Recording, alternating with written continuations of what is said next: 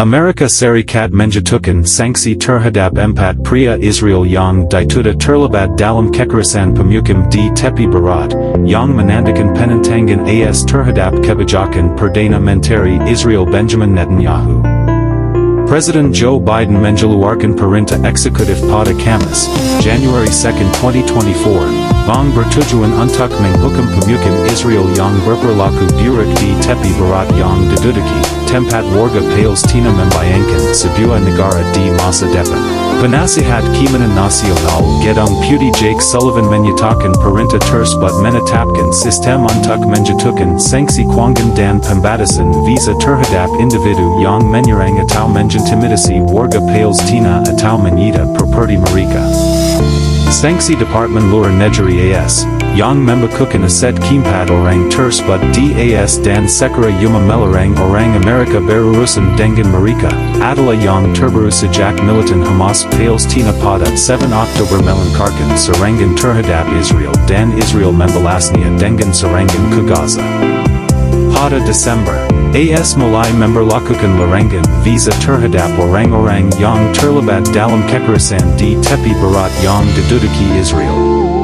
Adapun pernyataan Departemen Luar Negeri pada hari Kamis menyebutkan David Chai Chazdai memperkarsai dan memimpin kerusuhan yang mengkikap pembakaran kendaraan dan bangunan serta menyebabkan kerusakan properti di Huwara, yang mengakibatkan kematian seorang warga sipil Palestina.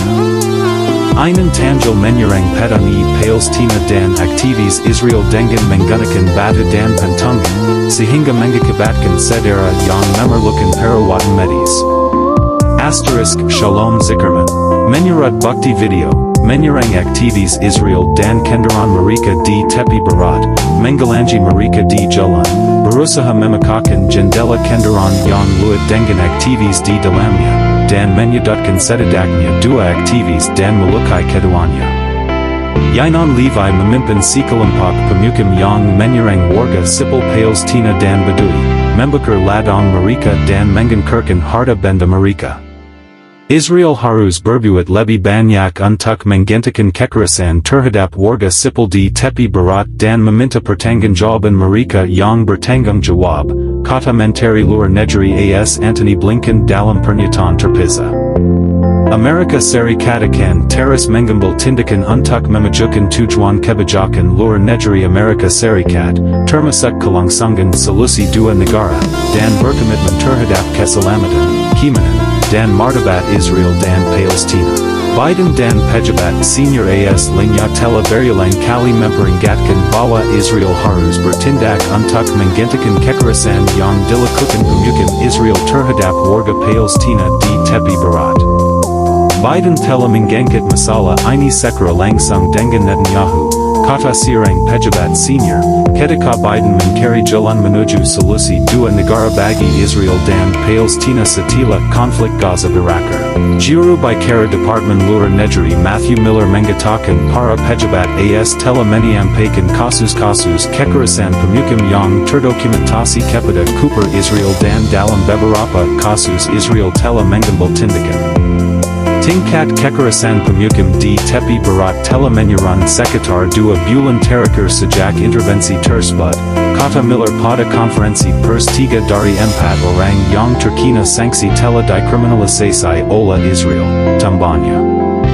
Miller mengatakan perintah pada Kamis itu ditujukan kepada warga negara asing, namun ia tidak mengesampingkan tindakan AS lebih lanjut terhadap banyak pemukim Yahudi yang memiliki kewarganegaraan AS. Anda tidak boleh menyimpulkan bahwa kita sudah selesai, katanya. Netanyahu, yang memimpin koalisi sayap kanan agama, telah menolak permohonan AS untuk menjembangkan rencana pasca konflik di Gaza dan untuk menerima perjanjian damai dan mendukung solusi dua-dua negara. Respons Israel. Kantornya pada Kamis menanggapi sanksi AS dengan mengatakan bahwa tindakan tersebut tidak diperlukan. Israel mengambil tindakan terhadap semua pelanggar hukum di manapun, dan oleh karena itu tidak diperlukan tindakan yang tidak biasa dalam masalah ini, katanya dalam sebuah pernyataan.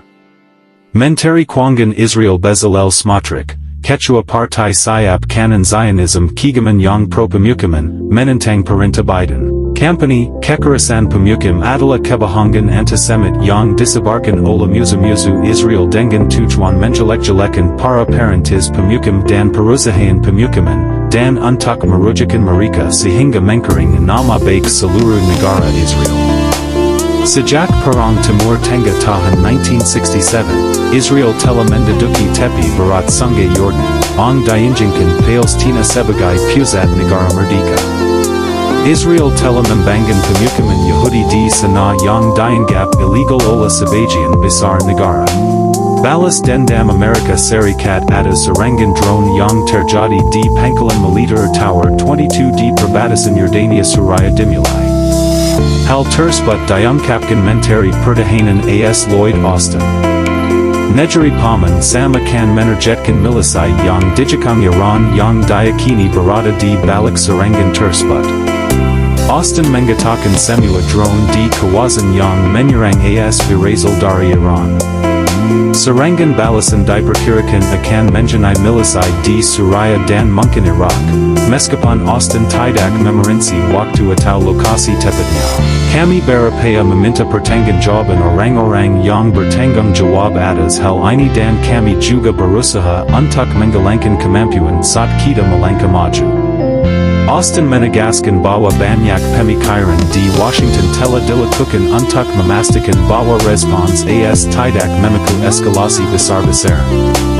Ada cara untuk mengatasi hal ini agar tidak lepas kendali, dan itulah yang menjadi fokus kami selama ini. 3 tentara AS tuas dan lebih dari 30 lainnya terluka akibat serangan pesawat tak berawak di sebuah pangkalan AS yang relatif kecil di perbatasan antara Yordania, Iraq dan Syria pada Minggu. Ini adalah kematian militer AS pertama akibat tembakan musuh sejak perang Israel-Hamas dimulai pada tahun 7 Oktober lalu.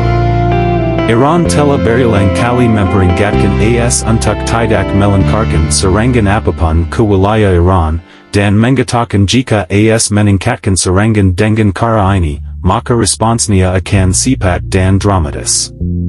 Austin menekankan AS tidak berperang dengan Iran dan Washington tidak tahu apakah Tehran mengetahui serangan pesawat tak berawak tertentu pada minggu yang dilakukan oleh APA yang ia gambarkan sebagai poros perlawanan. Hal itu tidak menjadi masalah karena kita tahu bahwa Iran mensponsori kelompok-kelompok ini dan mendanai kelompok-kelompok ini, dan dalam beberapa kasus melodi kelompok-kelompok ini. Austin mengatakan bahwa tanpa fasilitasi Iran, serangan-serangan ini tidak dapat dilakukan. Ia mengesampingkan klaim bahwa keterlambatan AS dalam merespons berarti penasihat militer senior Iran telah meninggalkan Syria menuju Iran karena kecil kemungkinannya mereka akan menghadapi serangan AS. Ketika ditanya tentang pengumuman militia Kataib Hizbullah yang dijekang Iran bahwa mereka menghentikan serangannya terhadap pangkalan AS di Iraq, dia berkata pihaknya selalu memperhatikan. Kami selalu mendengarkan APA yang dikatakan orang, dan kami juga memperhatikan APA yang mereka lakukan.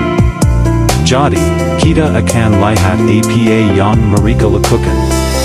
Surat kabar yang berbasis di Emirat Nasional melaporkan pada Kamis bahwa seorang komandan senior Iran telah melakukan perjalanan ke Baghdad dan bertemu dengan militan yang dijekang Tehran untuk mendesak deeskalasi segera. Austin mengakui, telah terjadi 160 serangan terhadap pangkalan AS di Syria dan Iraq sejak serangan Hamas terhadap Israel pada 7 Oktober. Dia menggambarkan sebagian besar dari serangan tersebut tidak efektif, dan menambahkan bahwa AS mampu mempertahankan diri. Ketika kami melakukan serangan, kami akan menghilangkan kemampuan. Serangan khusus ini, pada hari Minggu, sangat menjadikan dan mengenai area tidur di pangkalan kami. Kami akan merespons pada waktu dan tempat yang kami pilih. Kelimpak proxy Iran tela menyerang pasukan kami sebelum 7 Oktober. Dia mengatakan tidak ada formula yang pasti dalam memenuhi tujuan Amerika untuk meminta pertanggungjawaban orang yang tepat, melakukan segalanya untuk melindungi pasukannya dan menghindari eskalasi.